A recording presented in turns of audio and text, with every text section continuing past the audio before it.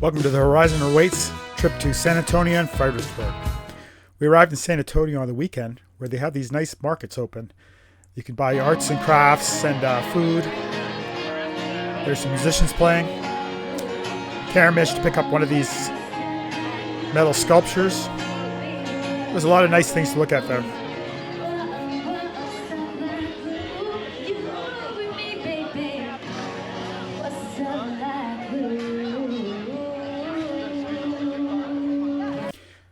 They had this unique beer truck there that they were handing out beers at the side of the truck.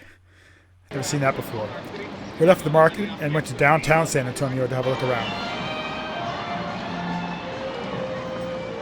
We're in San Antonio. While I was visiting here, there was something I was supposed to see. I don't remember what it is. Oh, that's right. The Alamo. I remember the Alamo. The Alamo is right in the heart of downtown San Antonio. There's not a lot of the original buildings left, but the ones that are there are historic, and of course it's interesting to see, since it has an important part of the Texas origin story, the Texas Revolutionary War. The walls there are the original walls, so you're not supposed to touch them, which is kind of weird to be in a building that you can't touch the walls. Some of the buildings, I'm not sure how old they are, but it's an interesting place, and they have a lot of statues around of important figures in the Texas War of Independence.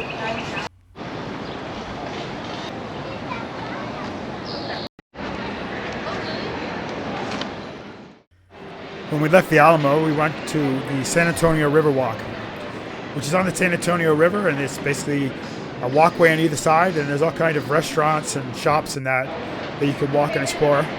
It's kind of a nice way to use the river in the city. They also have these little boats that travel around the river on the walkway, and you can go on the boat and take a ride, and there's a guide that will tell you about what you're seeing in the buildings and that. So we thought it'd be an idea. We'd try that out, so we did.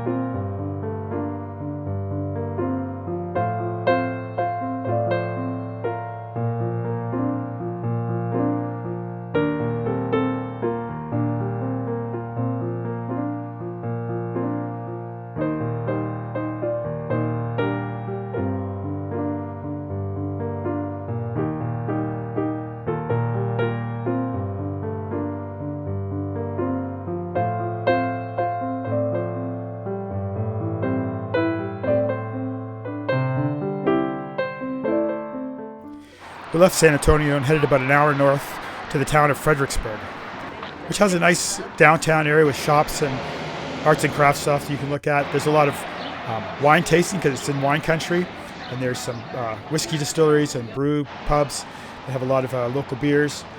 It was a nice downtown to walk because there's a lot of old architecture. But the main reason we came to Fredericksburg for this guy, Chester Nimitz.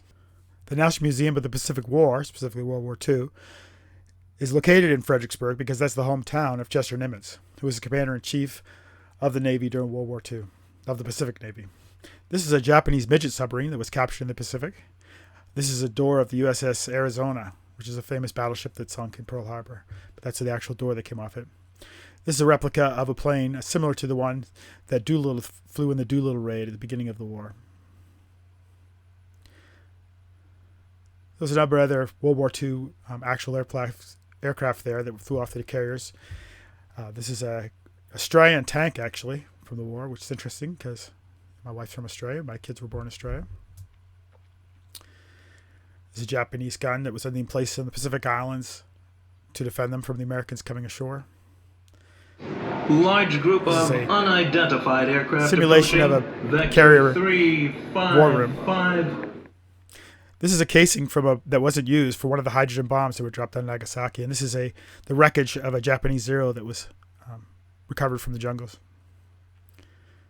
Overall, it was a large and very well done museum. It's kind of interesting to have a museum of this caliber in a small town in Texas, but Chester Nimitz was a pretty amazing guy, and this is where he came from, so that's why they put it there. Hope you've enjoyed our trip to San Antonio and Fredericksburg. Our next stops will be the national parks in southern Texas.